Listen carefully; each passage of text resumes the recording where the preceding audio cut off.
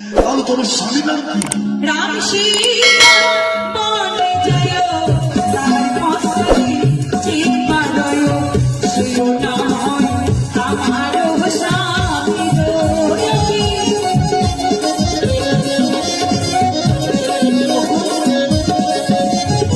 14 বছর যখন রাম সীতা বনে গেছিল তাহার পশ্চাতে তার কনিষ্ঠ ভাই গেছিল।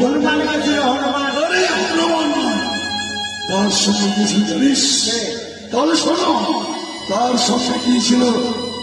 লক্ষণ। হ্যাঁ, কত ঘুরিয়ে বলো। লক্ষ্মীকান্ত দাস। আই হ্যাঁ, লক্ষ্মীকান্ত দাস।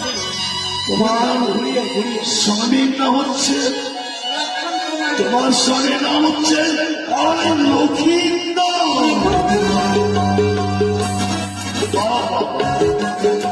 এই তো আমার সুবর্ণ সুযোগ।